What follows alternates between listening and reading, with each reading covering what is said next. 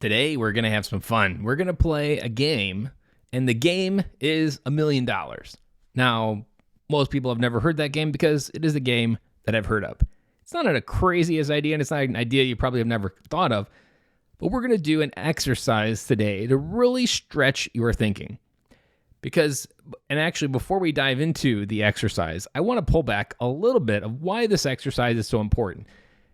In most of the men's lives that I talk to, a common theme is we have an incapacity to dream past our reality. We have almost like this firewall that sits like 2 to 3 feet in front of us that prevents us from seeing anything in the future. And the only thing that we can really see is the pattern that we're currently in. Now, next week, I'm going to dive into more about our patterns, but I want you to understand it's those patterns, it's that invisibility to the future that kind of keeps us stuck, because until we can see something different, our brain doesn't chase it. Our brain is pretty much a horse and a carrot. And if it doesn't have a carrot to chase, it's not going to chase it. And our vision is often what's distorting us from seeing that carrot. And that carrot is often right there in front of us, but it's often at 5 feet, not 3 feet. And like I said, that firewall usually sits at about 3 feet. We can see what's in front of us, but man, do we have far-sighted vision. So to help with that, something that I do in my Design Your Legacy calls, I help men dream past that firewall. And I do that with a magic trick. And it truly is like a magic trick after doing over 50 calls where a man will get stuck, really doesn't see his life being any different than it is right now. And I'd be like, okay, you know what? We're going to pull back. We're going to break some of the rules that society gives you. And I'm going to give you $1 million. Or, as they say in Austin Powers, $1 million. I probably did that really horrible, so I apologize everyone out there that just had to listen to that. So, in the context of $1 million, I give them $1 million and I tell them, you've just been given $1 million. You do not have to go to work tomorrow. And here's the question that often sits with a lot of silence afterwards. What would you do with your time? Because this is the crux of the question that most men never have to face. What would you do with your time? Well, there's 1,000 things we should do with our time. There's a honey-do list. The house always needs something. Our work always needs something. The car always needs something. The kids always need something. So this idea and freedom that can come from what would you do with your time doesn't really compute initially. And so they have to start thinking. A couple things happen when I do this and drop that question. First is they talk about vacations. They talk about getting time back with their families. They talk about all these different areas that can really change their life. And not just in the general way, but just in the way of, you know what? It would be amazing to travel with my kids to like here, here, and here. And then I drop this question. Then what? And they're like, I just thought I answered it. No, you've done all those things. You've done all the things you've been putting off for years. You've been on all those trips. You've made all those memories. Then what would you do with your time? It's almost like our mind literally came up with that to avoid and scapegoat doing the real work on the question. And another way to frame this, and this is often where I drop this question, is what would you do every day for free that you would get paid for, but it never would feel like work? And this question is usually rooted in far off ideas that maybe they had when they were 18, 19, 20, 25, or even earlier.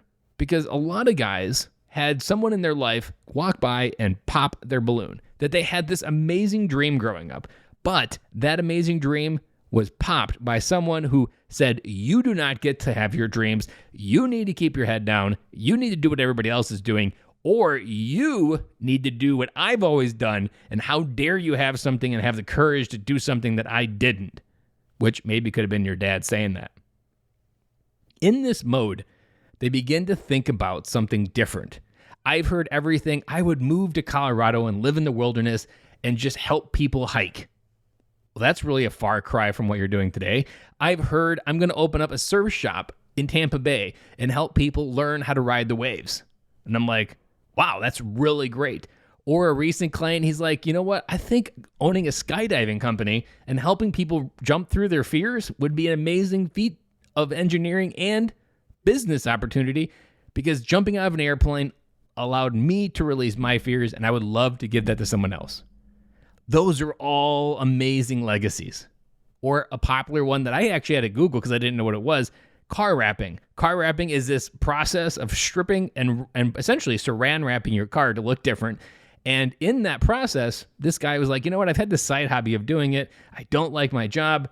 And through coaching with him, he was an actual client. He actually got so busy by the end of our program that he was pouring the concrete, and he just sent me a picture a couple weeks ago of this big shed where he is now car wrapping, living his life on freedom.